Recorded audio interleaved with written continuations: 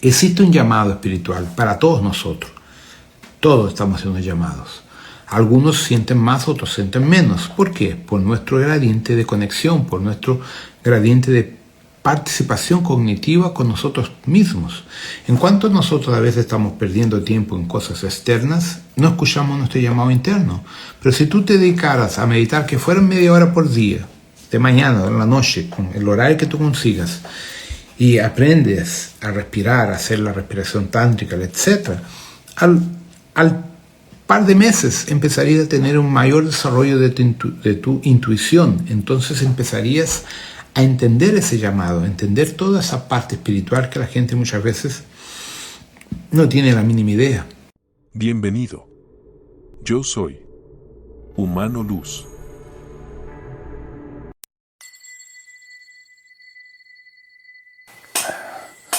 Hola mis amigos, más una vez aquí con ustedes. Hace un buen tiempo que no hago videos. Bueno, en este momento voy a responder varios cuestionamientos del grupo de estudios Pluma Blanca de México, que también le van a servir varios otros grupos de España, Chile, todos los países hispánicos que han tenido el curso conmigo. Entonces, básicamente, esto me fue enviado. La primera pregunta es lo siguiente.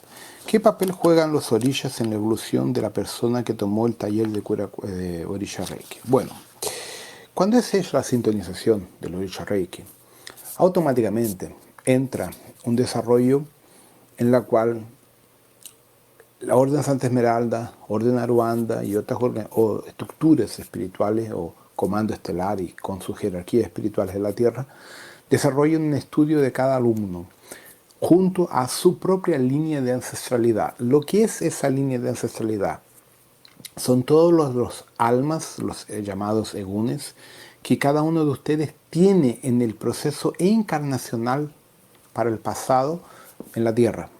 Entonces, ahí entran los llamados orishas personales, los caboclos, pretosbelios, los Eshu, los pombagira, los gitanos y otros seres del pasado en el ciclo reencarnacional de nosotros para atrás, en la cual en este momento son tus ángeles de la guardia. Entonces estos seres son colocados a estudiar dentro de Santa Esmeralda o de Aruanda y de las naves del comando estelar que ustedes las llaman de ciudad etérica, templos etéricos, esas cosas. Entonces, a partir del momento que ocurre la sintonización, el anclaje de ustedes es supervisionado por el anclaje espiritual Santa Esmeralda, comando estelar, jerarquía de Jesús o Micá, jerarquía metratónica, Miguel, Rafael, todos estos seres que ustedes conocen por nombres religiosos pertenecen al gran comando estelar y comando temporal. Entonces ellos van de acuerdo con la energía de cada uno de vuestros orishas personales, a desarrollar un trabajo de ascensión, un trabajo de operación rescate, retirarlos de la tierra. Ellos van antes que nosotros estamos físicamente encarnados, entonces ellos parten primero que nosotros. Esa sería la primera pregunta que el grupo Pluma Blanca me mandó. La segunda pregunta es, ¿cómo se puede tener un contacto más directo con los orishas hasta el punto de llegar a verlos o oírlos? Y no solo sentirlos. ¿De qué factores depende ese tipo de contacto? Muy bien, eso depende de la sensibilidad sensorial de cada uno de ustedes. Eso tiene que ver con vidas pasadas, con iniciaciones en vidas anteriores en la cual desarrollaron la técnica mediúnica. ¿Cuál es el problema? Que la Inquisición católica, la propia estructura del Imperio Católico, exterminó la sensibilidad mediúnica de casi todas las personas que encarnaron sobre la presión del catolicismo. Muchas personas perdieron su capacidad psíquica por las torturas, por el miedo, por los contratos de sumisión al Dios católico, al holograma católico. Entonces, ¿qué sucede? Hoy, recuperar esa condición mediúnica sensorial es un poco más difícil porque existe la memoria celular de las torturas, la memoria celular de los traumas vividos en el pasado, que impiden de una forma eficaz o muy fuerte o potente que consiguen desarrollar de una forma rápida la sensibilidad visual y auditiva. Entonces normalmente lo más común es que lo sintamos, sentimos que hay una presencia, sentimos que hay algo. Lo que desarrolla esa capacidad son las meditaciones que yo he publicado en la Romo Media en mi página web gratuitamente, tanto en castellano como en portugués.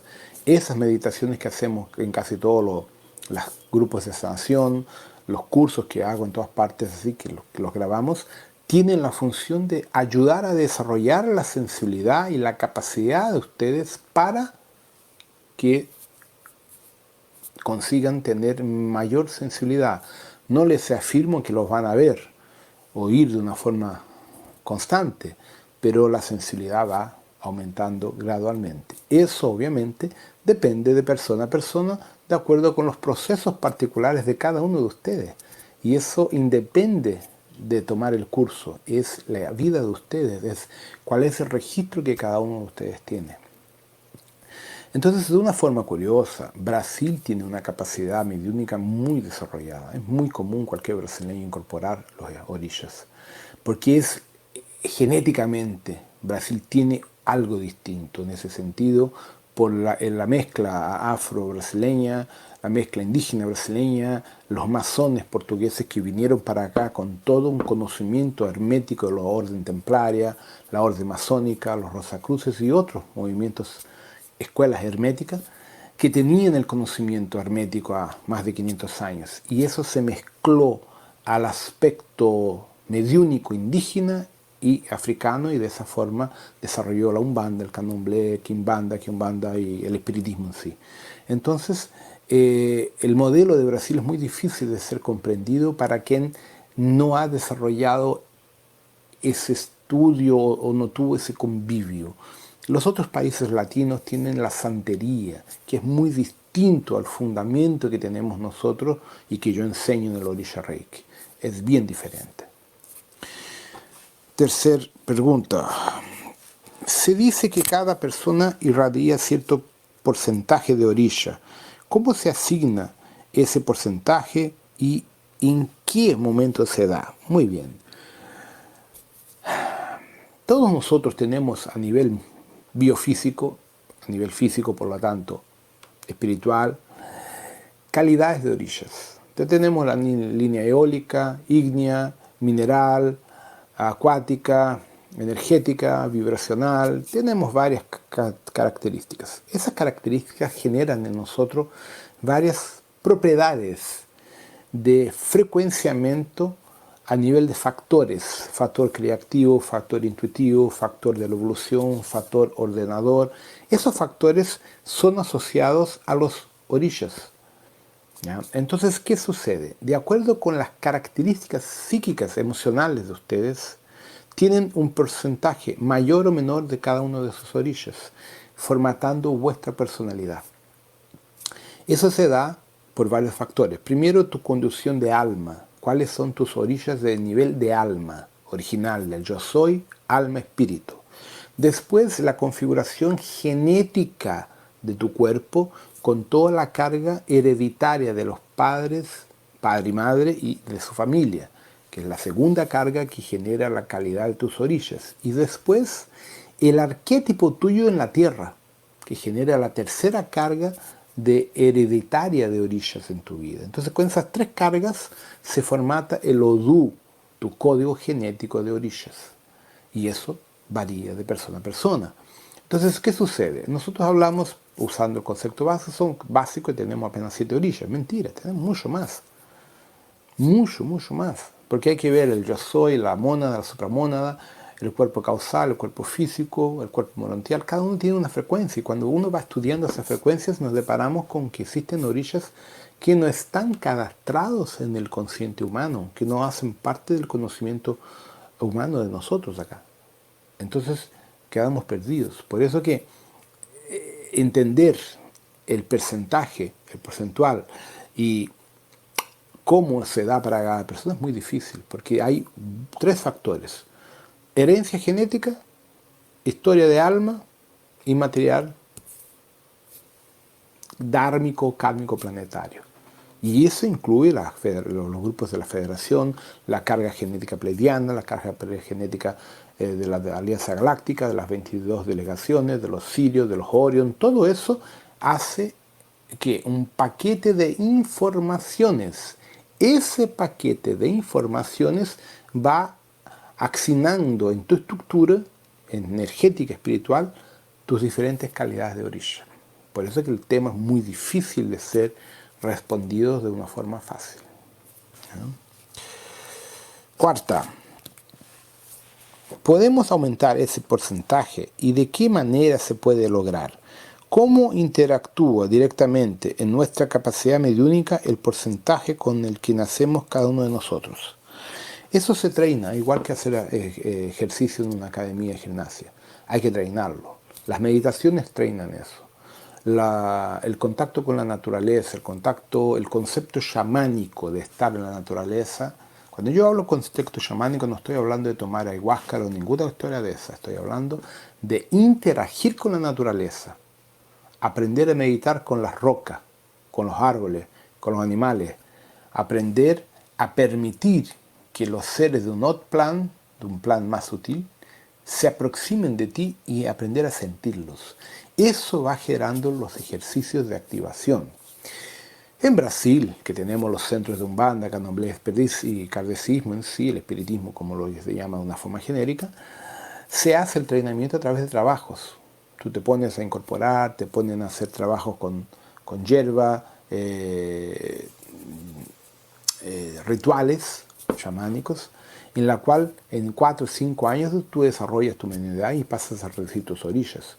Pero eso, cada país tiene una forma distinta. La santería lo hace, pero yo no conozco para poder explicar cómo es la santería en ese sentido. Yo conozco Brasil. Entonces aquí en Brasil se respeta mucho la jerarquía de los orillas que cada uno tiene. Y eso se expande a medida que el orilla quiere que la persona lo desarrolle.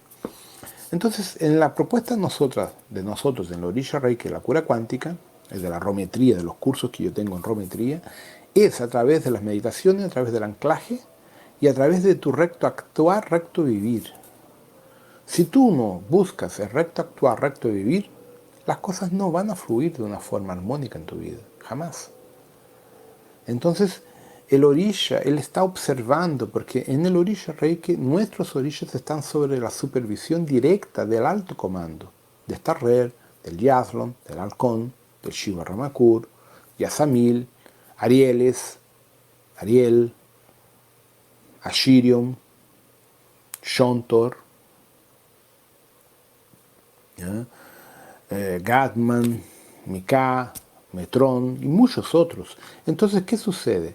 Existe una observación muy fuerte por parte de esos seres para verificar si ustedes realmente tienen o no condiciones de ascender, de salir de este planeta o no. Nuestro trabajo está relacionado a la ascensión, a volver a que ustedes tengan la conciencia cósmica que perdieron.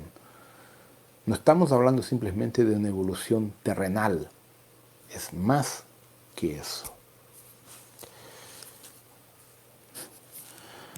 Quinta pregunta. Al trabajar continuamente en la práctica diaria de los 9 factores de evolución del alma, ¿el porcentaje de los orillas cambia en nuestro Odú?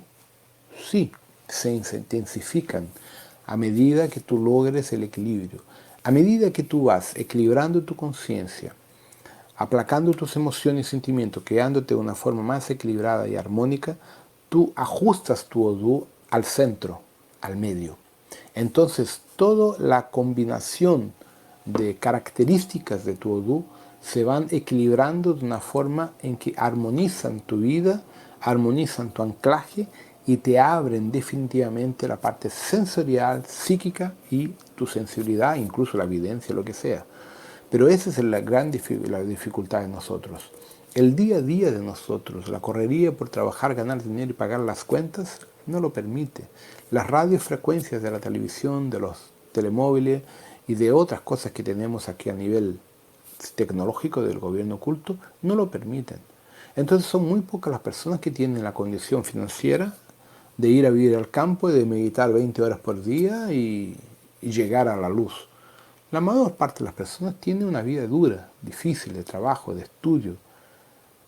Entonces, involucrada con todos los procesos socioeconómicos. Y eso te dificulta realmente lograr ese equilibrio que ustedes están solicitando. Eso lleva tiempo. Mismo en el candomblé, en la Umbanda, dependiendo de tu histórico encarnacional, de tu histórico de vida, puede durar una vida entera. Entonces, no es algo simple, decir, tomé un curso con Rodrigo, o hice la cabeza del orisha Umbanda en el candomblé y está todo resuelto. No, es la vida entera desarrollando esa condición a través de tu recto vivir, recto actuar. No hay otro camino. La sexta pregunta. En el tema de los niveles de conciencia con los orishas, ¿cómo podemos explicar los términos hijos de santo y padres de santo?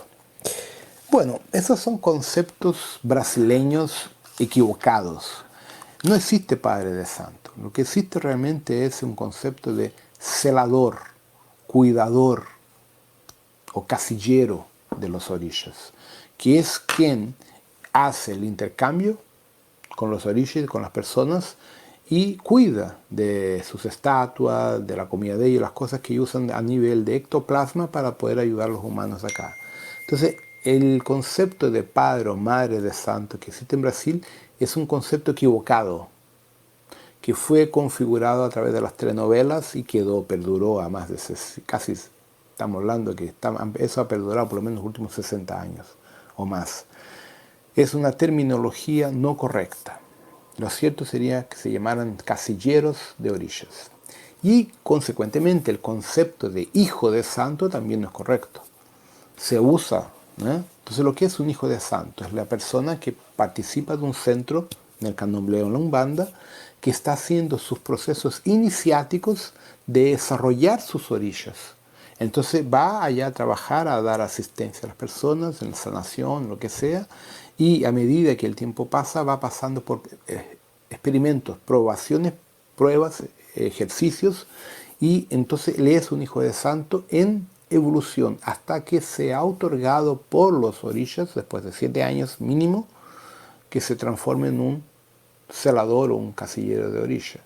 A cada 7 años el celador logra un nuevo cargo, un nuevo título, hasta que se torne un babalorishá.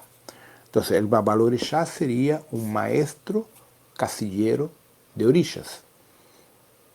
Pero eso no tiene fin.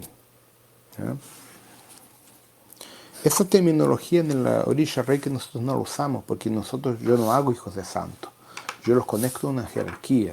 Yo no hago la conexión de Umbanda candomblé que la gente piensa. Es distinto. Nuestra propuesta es otra. Séptima pregunta. ¿Qué aspectos, factores o calidades, ¿no?, se deben tener para llegar a ser un orisha terrestre o orisha menor? Bueno, para ser un orisha terrestre o orisha menor, técnicamente tenemos que ascender, desencarnar de la materia física, no volver a reencarnar, no volver al proceso biológico, tener conciencia de eso y ascender y quedarse en plano astral. Una vez en plano astral entramos a las universidades etéricas de Ramatido, Aruanda, Shambhala, Ágata y otras que hayan, o Santa Esmeralda, y de ese punto empezamos a trabajar mediúnicamente en el planeta Tierra, tanto con personas mediúnicas con la capacidad mediúnica de acoplaje aquí en la Tierra, cuanto con personas en el nivel etérico astral. Entonces tú te conviertes en un orisha, al principio un orisha menor, hasta que tú vas desarrollando conciencia, evolucionando, y llega un momento que tú puedes irte del planeta Tierra, y ahí sales del proceso planetario. Octava.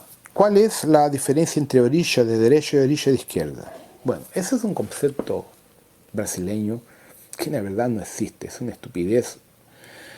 Porque ¿qué se sucede? Se dice que el orisha de derecha son los caboclos, los pretos viejos, ¿no?, los pretos negros, y los gitanos y otros orishas que trabajan con hierba y otras cosas más sutiles. Y que la línea de izquierda son los eshus y pombagiras que entran en el umbral para deshacer la magia negra. Eso es un concepto completamente equivocado y que todavía se enseña equivocado, por preconcepto y por miedo. Lo que sucede es lo siguiente. Todo trabajo de derecha significa que tú estás trabajando entre el medio y el alto astral. El trabajo de izquierda significa que tú entraste en una frecuencia que te permite acceder al umbral y consecuentemente a Egún, Kiumba, magia negra y cosas más pesadas. No es cualquier orisha que trabaja como un caboclo, un gitano, un pretovelo, que consigue entrar en el umbral. Él tiene que cambiar su frecuencia. Pero si él no es un maestro, no tiene cómo cambiar la frecuencia. Entonces necesita del Eshu. El Eshu es una entidad que tiene acceso directo al umbral y a sus frecuencias internas del umbral. Entonces la formatación de la expresión surgió en los años 40, más o menos, por la Umbanda, Candomblé, principalmente en Umbanda, cuando la Umbanda solo trabajaba con pretovelo y caboclo. Cuando habían trabajos de hechicería, de magia negra, le pedían ayuda a la Quimbanda, que trabajaba solo con Eshu, entonces decían, allá es la línea de izquierda. Entonces se formató en el inconsciente de los brasileños el concepto a la izquierda y a la derecha, pero eso es una tontería, ¿ya? O sea, todos piensan que trabajar en la izquierda es trabajar haciendo magia, por lo contrario, entrar en la izquierda es deshacer la magia y hacer un rescate de los seres que están presos a esa egrégora. Ahí que está el problema. Y entonces, en la cura cuántica, en el orisha reiki, nuestros orishas trabajan las dos frecuencias. Van para el lado, para uno para el otro, que son todos maestros, dependiendo de la situación. Ustedes van a darse cuenta, cuando hacen atendimiento, que cuando hay gente con magia, la energía es mucho más densa, pesada. Entonces, muchas veces, quien asume ese trabajo es un trancarrú, un marabó, una padilla, un tirirín, un arrancatoco, que son eshus muy poderosos que consiguen desdoblar su energía de esas frecuencias. Y a veces un caboclo, un pena verde, pena blanca, tiene más dificultad porque él trabaja en otra frecuencia. Son frecuencias distintas, básicamente eso. Nona pregunta. ¿Es un mito o una realidad que existen rivalidades y pendencias, riñas entre algunos orishas? No, eso es un mito. Existen muchos mitos que se basan en las leyendas africanas, que algunos orishas entre ellos tenían rivalidad. Son leyendas humanas adaptadas a los problemas de los Anunnaki y de los extraterrestres. Entonces, muchos arquetipos de extraterrestres son adaptaciones históricas que también fueron acopladas al concepto de orisha. Muchas leyendas que existen en África de la época del Banto, de la especie Banto, tienen casi 8.000 años atrás, en la época que los Anunnaki vivían acá, en la época que los dioses se confrontaban. Entonces de ahí se formataron leyendas muy, muy antiguas de los orishas. Entonces existen sí orishas con una frecuencia que es incompatible con otra, pero no significa que ellos tienen conflicto. Son frecuencias que no son compatibles, pero no que los orishas tienen riñas entre ellos. Es una interpretación humana un tanto cuanto equivocada. Entonces, el concepto de que los orishas entre ellos tienen problemas es una invención humana o una mala interpretación humana. El orisha son frecuencias de la fuente que todo es, o de Dios como ustedes hablan.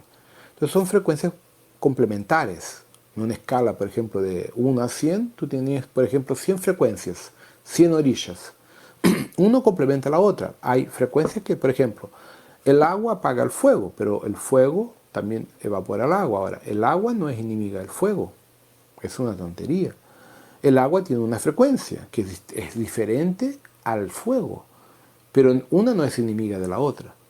Entonces, los humanos la han interpretado de una forma equivocada del concepto de la disputa de poder. Eso es el equívoco humano. Es la tentativa humana de comprender algo bajo su forma de dualidad interna. Los orishas no tienen dualidad. Los orishas son apenas una vibración, una frecuencia, una energía. Punto. 10ª pregunta. ¿Se hace imponer un orisha sobre otro porque uno tiene más rango? No. Lo que hay que respetar es la frecuencia de tus orishas particulares. O sea, por ejemplo, nosotros tenemos la orilla cabeza y la orilla de frente. Entonces, cuando se hace el ajuste de una persona, se respeta la orilla de cabeza, como el padre, y el resto como la secuencia de esas orillas. Entonces, por ejemplo, vamos a decir que yo tenga Oxalá de cabeza y tengo de frente Ogún. Como la cabeza de Oxalá, yo respeto primero Oxalá y después viene Ogún. O el contrario, si yo tuviera Ogún de cabeza y Oxalá de frente, yo respeto primero a Ogún, porque es la cabeza. Es quien te da la vida, es quien te mantiene tu conciencia. Entonces, lo que existe es un concepto de respetar la frecuencia individual de cada persona en relación a las orillas que ella carga dentro de su estructura personal. ¿Ya? Eso es distinto. ¿Ya? Ahora hicieron varias preguntas, son, si no me engaño, 28 preguntas. Vamos a ver. 11. En la práctica de ONROM, yo creo que ORM, vamos a ver, existen símbolos de poder que no se deben aplicar juntos. De ser así, ¿cuáles son y por qué? No. Yo creo que aquí abreviaron de equivocado, no es el método ONROM. Orisha Reiki mismo. Creo que alguna cosa.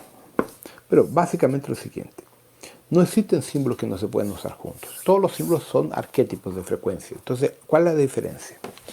En el Orisha Reiki, nosotros trabajamos directamente con los seres, con las entidades, con los orishas. Solo voy a usar los símbolos como puntos riscados cuando tengo que abrir portales, hacer trabajos más pesados. De resto, estoy aplicando la mano sobre la persona y llamo al orisha.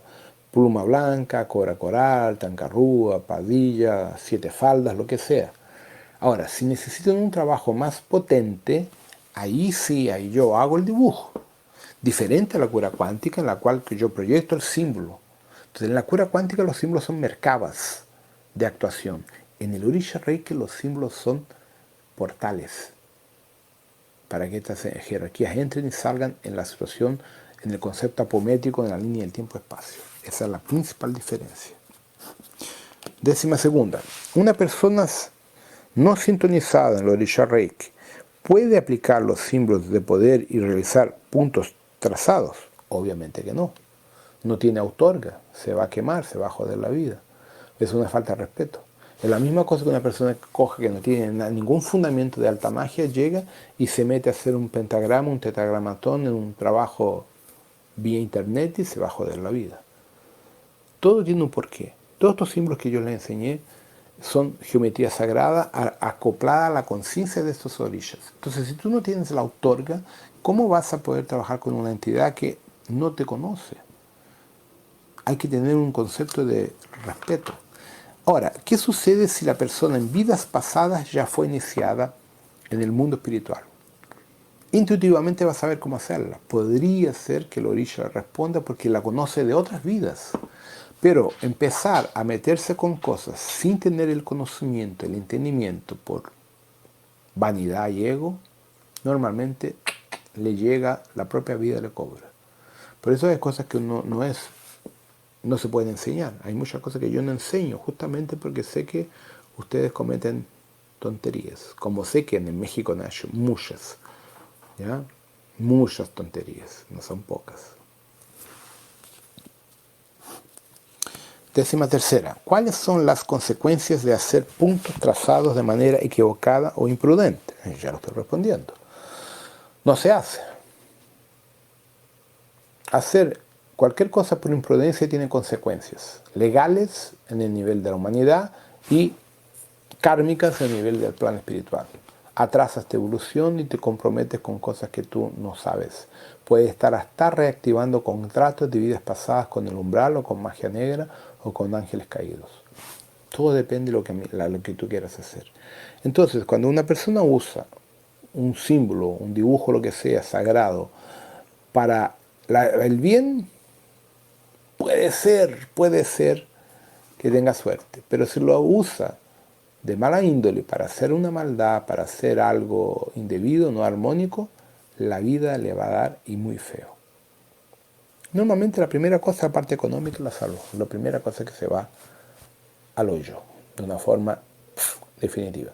Porque cuando tú usas un símbolo, un Merkaba, un portal de una forma indefinida, sin conocimiento y de una forma imprudente, la primera cosa que pasa es que los cuadros obsesor, los Egun y los Kiumba del umbral vienen por ti y te dan caña hasta que no puedas más y te tornas un esclavo de ellos. Esa es la primera cosa.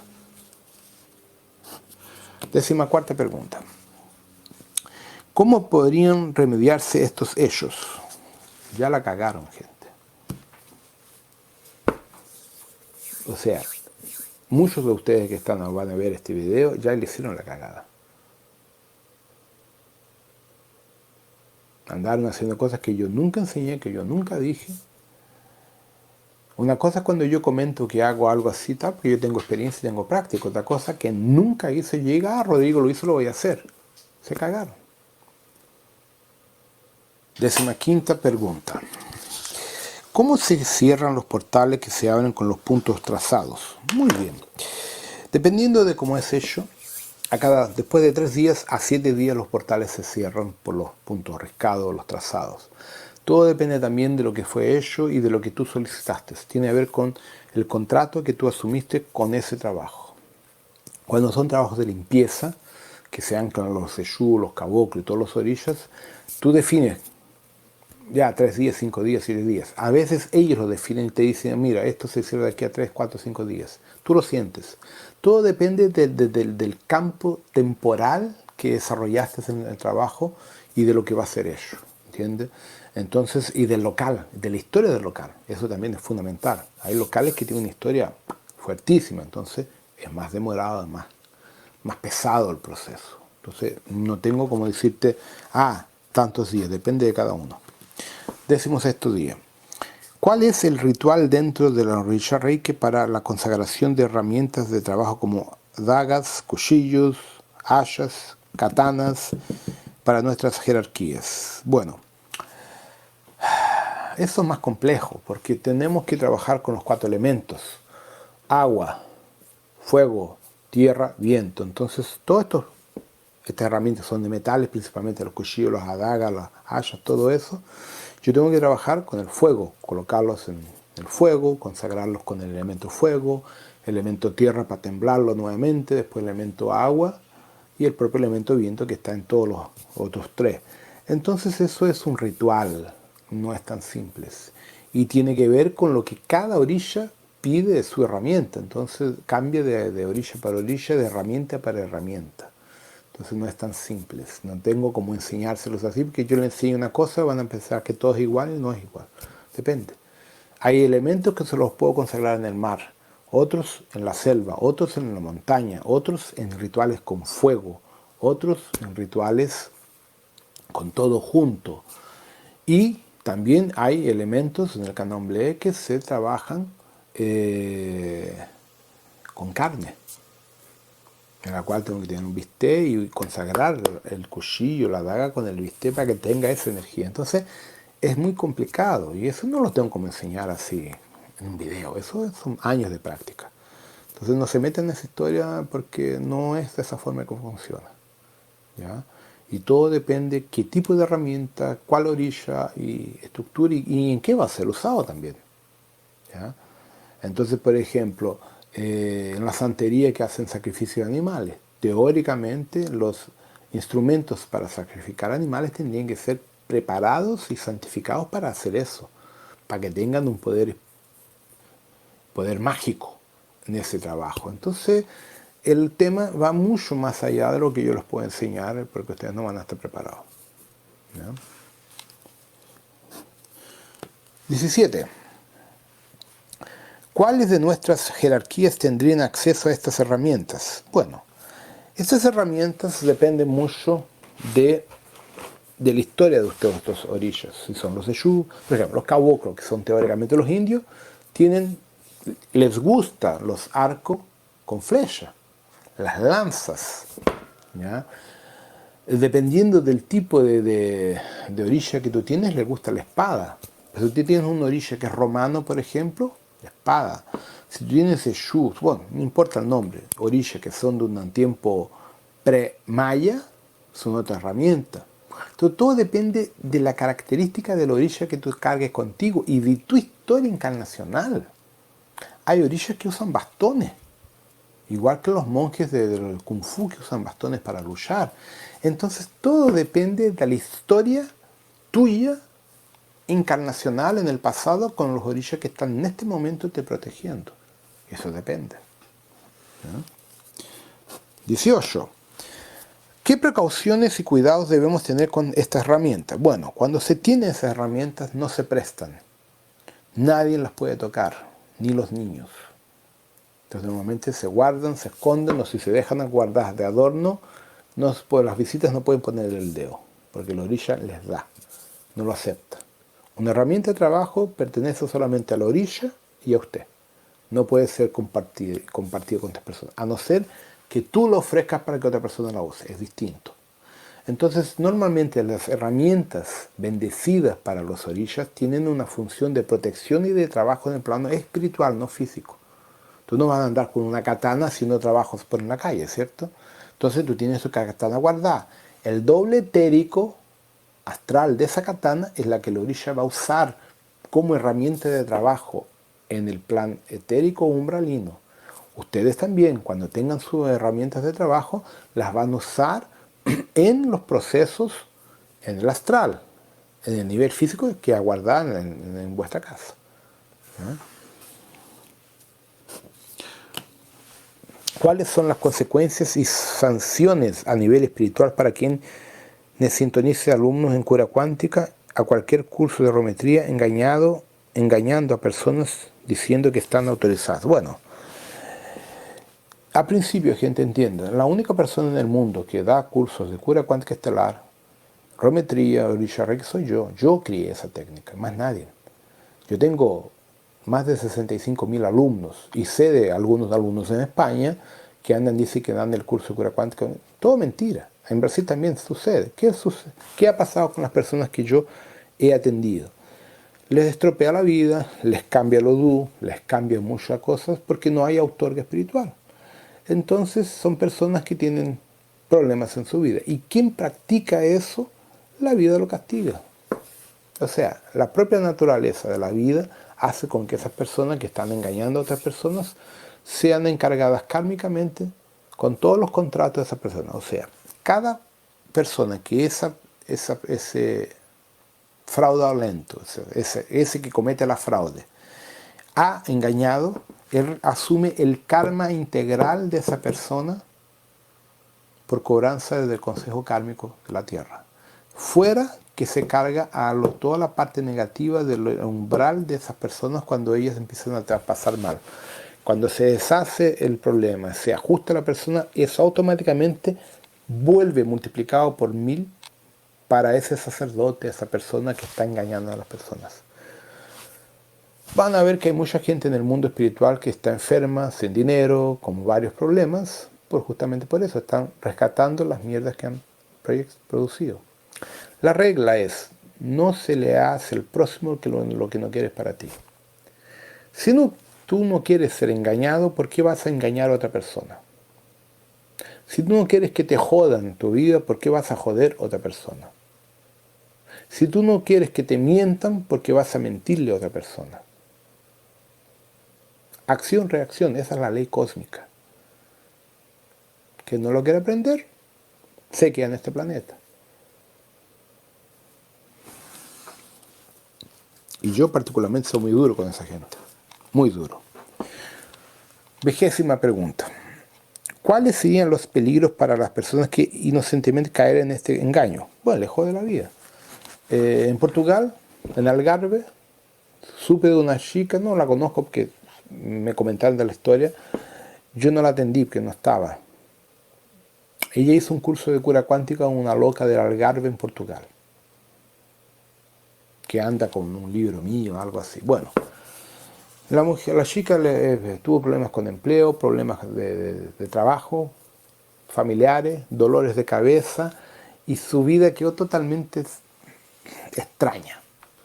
Eso es lo que me contaron, yo no la conozco, ¿no? Entonces, quien la atendió fue una amiga mía, me comentó, y ella la ajustó. ¿ya? Eso es lo que yo sé. Pero a principio esta gente no sabe que no hay autorga para otra persona dar esos cursos. Entonces, vamos a hablar, por ejemplo. ¿Cómo que ustedes van a pasar por una persona con orisha reiki si esa persona no es otorgado por los orishas? Primer aspecto. Entonces, si esa persona no tiene autorga de orisha, significa que está mintiendo y usando el nombre de los orishas. Entonces los orishas le van a dar caña. Día sí o día no. ¿Y quién pasa por el proceso? Es que probablemente porque ha engañado a otras personas. Entonces está rescatando las porquerías que ella se me dio en el pasado también. Nada es por acaso. Si a ti te han engañado en este momento, es porque en algún momento tú engañaste a otro en el pasado. ¿Ya? Entonces, esa gente que ha caído, ¿cómo sería la expresión? Por casualidad o por inocencia, dependiendo de su real inocencia, la jerarquía con el tiempo la va a ayudar, sí que realmente tiene el merecimiento. ¿Ya? Depende mucho de la energía de cada uno. 21. ¿Qué es el campo cuántico de infinitas posibilidades? Bueno, la teoría cuántica tiene varios conceptos. Tenemos el concepto de que el tiempo y espacio no existen como nosotros lo calculamos linealmente. Entonces, tenemos que las posibilidades están dentro del concepto de la teoría de las supercuerdas, donde tenemos entre 11 a 12 dimensiones paralelas y cada una por su vez más 12. Entonces tenemos varias realidades que llamamos de multiverso o de muchos universos, uno entrelocado entre el otro. Y como nosotros somos energía, tenemos fractales de energía, fractales de alma, fractales de espíritu, como lo quieran llamar. Y esos fractales trabajan por un concepto cuántico que Einstein enseñó, llamado entrelazamiento cuántico. Por ejemplo, yo tengo un fotón acá y tengo un fotón de este lado. Los dos nunca se vieron, pero vienen de la misma fuente.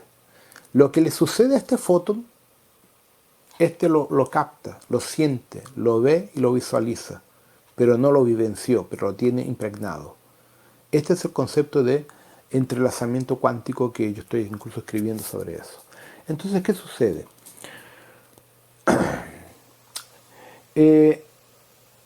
Las múltiples posibilidades del infinito cósmico están asociadas a la repetición de secuencias por el entrelazamiento cuántico, ¿no? Y hasta por el propio proceso de multiplicación de posibilidades de las paradojas temporales.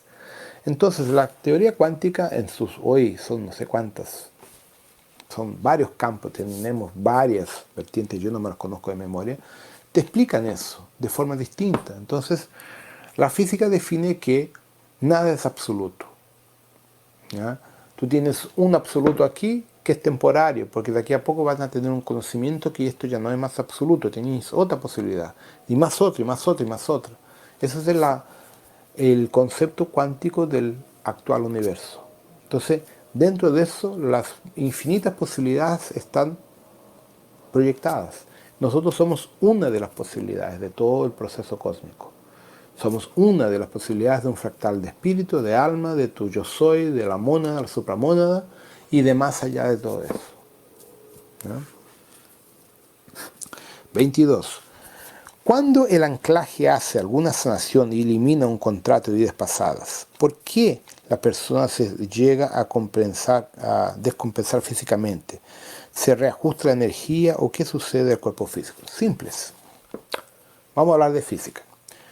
Supongamos que yo, mi vida entera, tenía una enfermedad que era esto, aquí, arriba del hombro, ¿ya? Con 1 kilo de masa. Yo estoy acostumbrado, hasta que antes que me operen espiritualmente, a cargar 1 kilo de masa acá, entonces yo ando chueco. Cuando tú me lo sacas en el espiritual, yo perdí esto. Mi memoria física no lo reconoce, que yo nací con este problema. Entonces, hasta mi cuerpo ajustar su energía pasan semanas o meses. Porque, ¿qué pasa? Los contratos, las enfermedades, el karma y todos los hologramas que tenemos, ellos generan un problema nos habituamos a eso. Cuando te lo remueves, te descompensa toda la energía de tu campo áurico, de tu chakra, todo es descompensado. Porque te removieron algo que tu cuerpo lo entendía como parte de él. Es como si aquella información, aquella energía, aquella estructura perteneciera a ustedes. Cuando lo remueven, ustedes quedan perdidos. Entonces, toda vez que el anclaje remueve una enfermedad, un contrato, un karma, un obsesor, una magia, que está muchos años, hay automáticamente una descompensación hasta que la energía se centre nuevamente. Es simplemente eso. Yo ya lo he explicado eso muchas veces. 23. ¿Cómo sucede la evolución en la línea dimensional negativa? Bueno, primero, no existe lo negativo como ustedes lo entienden, gente. Es una tontería humana, religiosa. Existen seres que han desarrollado la evolución de forma armónica y los que evolucionan no armónicamente. Los no armónicamente viven por el dolor. La humanidad, la Tierra. Vean su vida, vean la historia de la humanidad. ¿Por acaso ha sido por el amor que hemos llegado donde hemos llegado? El propio masacre católico contra los indios de México, de toda Latinoamérica, ¿ha sido por amor? ¿Ha sido por dinero, por ganancia y por poder? Hoy, las guerras que tenemos, todo el problema con Corea, americanos, chinos y rusos, están vendiendo armas, ganando miles y miles de cientos de millones de dólares. ¿Ha sido por el amor? O sea, la Tierra, nuestra sociedad, es un ejemplo de una evolución negativa. Usted está muy, muy equivocado en lo que es negativo. Ustedes piensan que lo negativo es solamente el umbral, la práctica de magia negra. No, nosotros vivimos la negatividad. Estamos viviendo eso día a día. Eso lo ven los noticiarios, ver el internet, ver lo que sucede en todas partes. La economía, la corrupción a nivel mundial. Todos los días salen escándalos de corrupción política en todos los países del mundo entero. No solamente aquí en Brasil, en todos los países.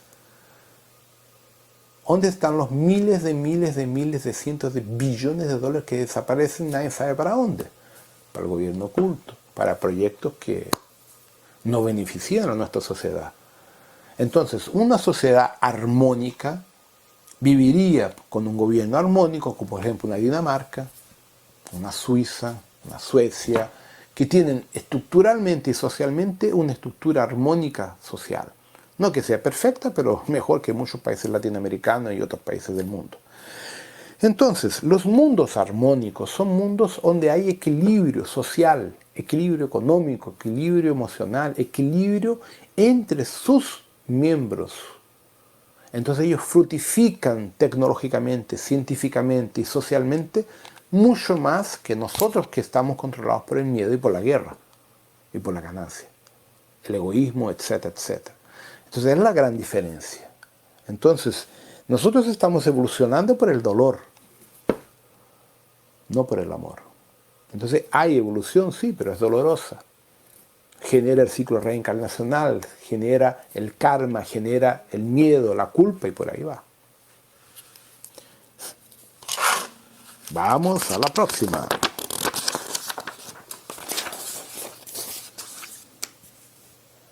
Bueno, vamos. Casi 50 minutos casi. 24. ¿Hasta qué nivel del umbral puede un practicante de Orisha Reiki experimentado realizar un rescate en el umbral humano?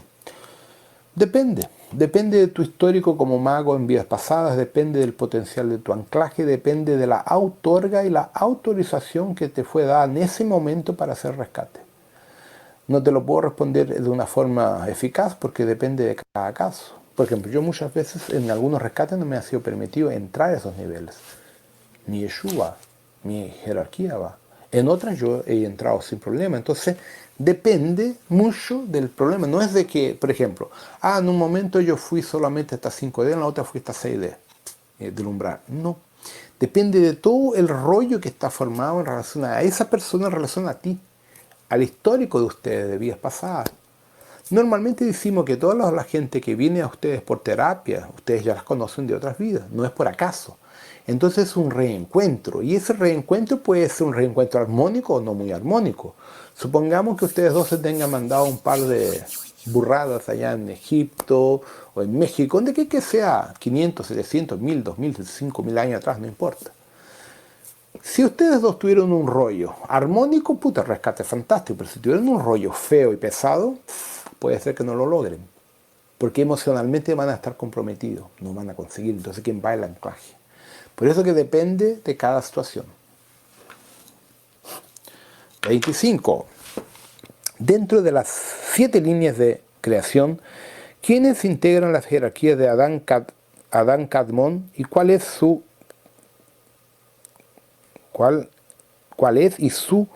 quehacer principal en el desarrollo evolutivo de nuestro universo local de Teta? Bueno, el proyecto K de Amon, ya, o Adamancon, como se llama, tiene varios nombres, está asociado a Mika, pero quien lo regeneró fue el comandante Onara.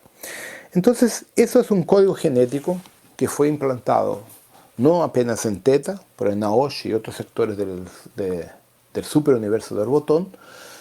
Estuvo en Shinkara, en Tiffany, en varios lugares. Entonces, Mika o Micael o Jesús o Miguel es uno de los miembros que hizo esa codificación, como otros también participaron del proyecto. Entonces, en esa codificación se implantó una condición genética de regreso y volver a la fuente que todo es, pasando por Abona Shantar y yendo a la fuente. Cosa que otros códigos genéticos no lo permiten. Esa es la principal diferencia que generó la dualidad, el problema de los que tienen acceso a la fuente y los que no tienen acceso a la fuente. Eso yo lo explico bien en el libro que estoy haciendo ahora, el Confederación 5.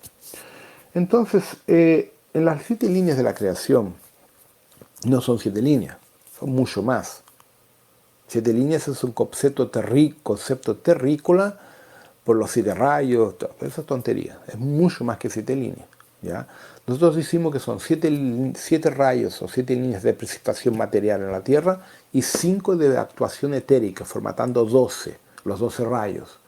Pero son 144 rayos de Alfa y Omega.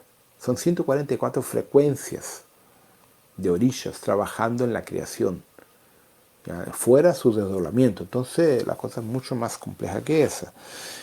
Nuestro universo Teta, donde estamos, son 21 galaxias, de la cual hacemos parte, con Andrómeda, Arconis y otras tantas, que desarrolló y continúa desarrollando el proyecto humano, el Kademon adámico, algunos sistemas muy bien armonizados y otros no tan armónicos como la Tierra. Entonces tenemos representaciones buenas como los Sirios, los Canopos, los Arcturus, algunos pleiadianos muy bien también, pero otros también en situaciones tan complicadas como nosotros aquí en la Tierra. Entonces son situaciones puntuales de corrientes de la Gran Guerra de Orión y de la interferencia de Saratén, de los Shopats y varios procesos de la disputa de poder psíquica en estos sectores. 26. ¿Cómo se explican las octavas superiores de luz? Si pudieran ver la geometría sagrada del universo, sería fácil explicarlo, pero no es tan simple. Imagínense, por ejemplo, una tela de araña grande, que es muy bonita, esa geometría sagrada. Cada gomo en la vertical es una octava de luz arriba de la inferior. Son frecuencias, son tonos musicales una arriba de la otra, como do, re, mi, fa, sol, que van cambiando el timbre. Es así que funciona. Entonces tú tienes octavas en la vertical y en la horizontal. Con eso tú explicas las dimensiones, las densidades, las dimensiones y los tonos frecuenciales de las realidades paralelas y de las paradojas existenciales en el multiverso, en las diferentes realidades universales. ¿Ya? Eso es física cuántica, es medio difícil, sin un dibujo es difícil explicarlo. 27. ¿Cómo se activa la energía taquiónica en el ser y cuál es su relación con la rejilla de la crística interna? El taquión, del punto de vista científico, es una subpartícula atómica teórica, que hasta ahora no se ha encontrado, que ella es 10 a menos 40, de ahí al infinito. O sea, el bosón de Higgs es 10 a menos 27, 10 a menos 28, 30. El taquión es mucho menor. Entonces ella es teórica, nunca fue detectado un taquión. Entonces yo explico que la frecuencia primordial de la llama trina, la llama crística, tu yo soy y la mónada, es un pulso de taquión. El taquión es tan infinitamente pequeño que atraviesa el cosmos en tiempo cero. El fotón tiene velocidad, tiene masa. El rayo gamma, rayo X tiene masa, tiene densidad, entonces tiene una velocidad lineal. El tachyon no tiene, es punto cero. Entonces yo uso metafóricamente el concepto del tachyon como conexión con la fuente que todo es, con la moneda, con el yo soy, como una forma didáctica que entiendan que es mucho más complejo que hablar de la física convencional. Apenas eso. Entonces no tengo como probarle a ustedes que la llama trina tiene un tachyon dentro. Eso es metafórico, ¿entienden? Entonces hablamos de energía, radiación taquiónica para que entiendan que es algo muy, muy, muy diminuto. Es la misma cosa cuando explico que nuestra alma es semejante a un neutrino. Yo no digo que la alma es un neutrino, yo digo que el neutrino es algo semejante a la estructura del alma. ¿Por qué? Porque el neutrino atraviesa la materia física sin alterar la configuración atómica orbital de los electrones del núcleo atómico. Como el alma, cuando el alma acopla al cuerpo, no altera la parte física atómica molecular de nosotros. Por eso yo le enseño que el alma o el espíritu es semejante, similar a un neutrino, para que lo entiendan, pero nunca dije que el alma es un neutrino, es distinto. Y la última, 28. ¿Cuáles son los mantras correctos para los cuerpos búdicos y áctimos? Ya que el orden está cambiado en el libro de los miasmas elementales para 120 con los ejercicios de ascensión y liberación. Tengo que ver el libro porque de cabeza tampoco me acuerdo. Es que hay dos formas de trabajar. Tenemos la tibetana y la indiana. Y ahí ellos cambian eso. Yo el otro día estábamos conversando sobre eso. Entonces, de memoria, yo uso Lang, Van, Ram, Pan, Han, Aum, Ayan. Pero en otros libros cambian. El Han con el Ayan y el Pan. Entonces eso hay que verlo porque hay dos versiones. Yo de cabeza ahora no me acuerdo, tenía que ver en los libros porque yo tengo en el miasmas y tengo en otro libro. Tengo que verlo para poder responderlo correctamente. ¿Ya? Y me piden para traducir el video de Orisha Reiki en español. Entiendan lo siguiente, yo estoy sin tiempo. Ustedes tienen en español en la cura cuántica. No hay diferencia. La forma de trabajar en cura cuántica es la misma de Orisha Reiki. El video en portugués explica básicamente lo que habla el otro, pero con algunos cambios. ¿Ya? Entonces, infelizmente, ese video no hay como reproducirlo. Pero yo no tengo más el espacio, no voy a estar haciendo esos trabajos que hay con pólvora, esos de ahí. O sea, lo que fue hecho en portugués, en la parte de la técnica de pólvora y vela, va a quedar. Yo tendría que desarrollar con tiempo un otro trabajo, ¿ya? Y infelizmente eso, necesito un local apropiado para hacerlo. Y no lo he hecho y tengo que tener un equipo para poder hacerlo. Por eso todavía no lo he hecho. Con el tiempo se hará. Bueno, verifiqué los libros y de hecho está invertido. Sí, realmente, estaba viendo el San Germán, el primero.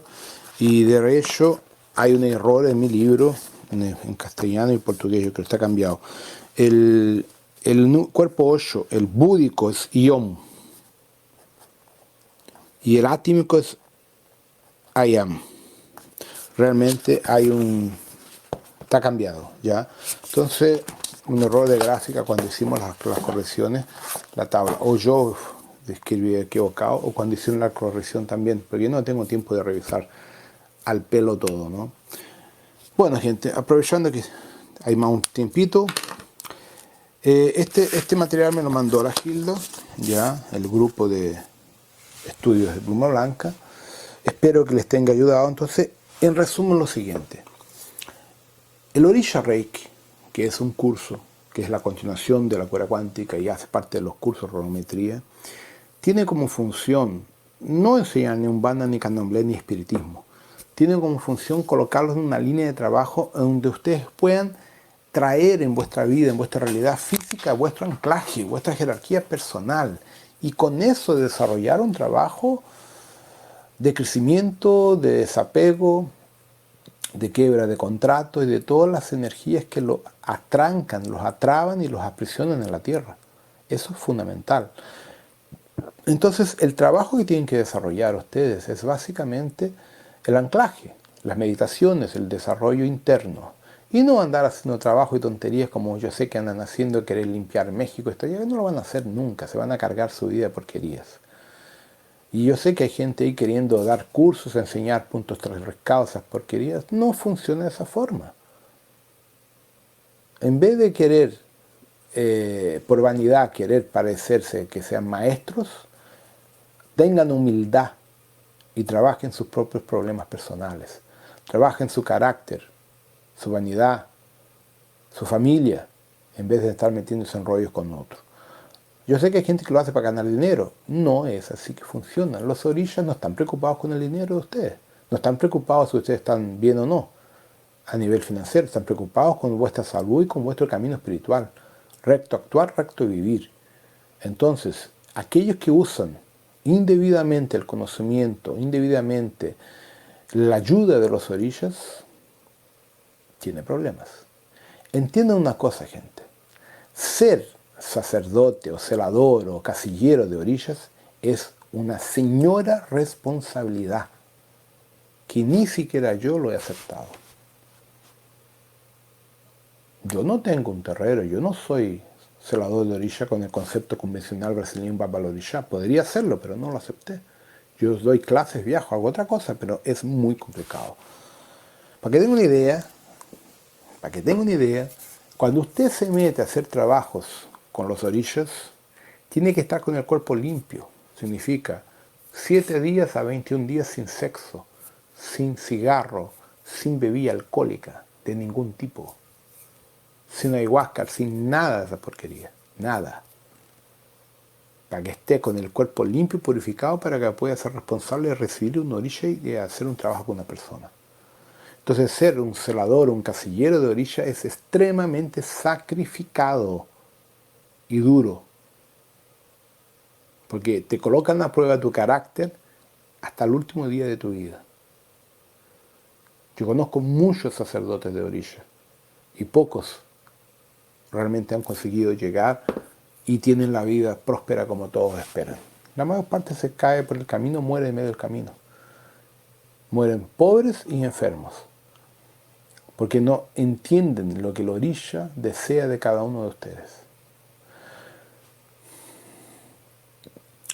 El orisha Reiki les da capacidades de terapias, les da capacidades de conexión con su anclaje para que puedan ayudar con terapia a las personas y eventualmente con los puntos riscados, puntos trazados, como hablan ustedes, para unas limpiezas más potentes. Sí, desde que el anclaje lo autorice, la intuición les diga sí, puede hacerlo, pero andar haciéndolo por vanidad, porque quiere probar que es mejor que los otros, no funciona así. Y se van a dar cuenta en poco tiempo que las vidas no fluyen bien, que las cosas no andan bien. Entonces, mucho cuidado, gente. El camino espiritual, como yo siempre lo comento, hay más gente engañada y perdida que gente en la luz. Porque cuando tú estás en la luz, tú eres luz. No tienes que probarle nada a nadie en que eres mejor que los otros. Tú eres lo que tú eres, punto final. Entonces, cuidado. Mucho cuidado porque gente buena se pierde por el camino. Entonces, tenemos que pensar en lo siguiente. Todos nosotros estamos pasando por dificultades en este mundo, a todo nivel, porque el mundo está mal, la sociedad humana está mal. Entonces no hay mágica. Lo que el anclaje les va a ayudar es a mejorar vuestra condición, a salirse de esa frecuencia turba que está el mundo en este momento y que va a enturbecerse más todavía por los problemas socioeconómicos que ya tenemos adelante. Pero entiendan, nosotros ya pasamos la Primera Guerra, la Segunda Guerra y varios problemas sociales y siempre estuvo turbo y continúa y va a continuar. Tenemos que aprender a vivir en esa energía y sobresalirnos a ella. ¿Ok? Bueno, gente, creo que es lo suficiente por este video. Espero que les tenga servido de alguna cosa, les ayude y hasta el próximo video y lo que haya por delante. Mucha luz a todos y amor en el corazón. Gracias.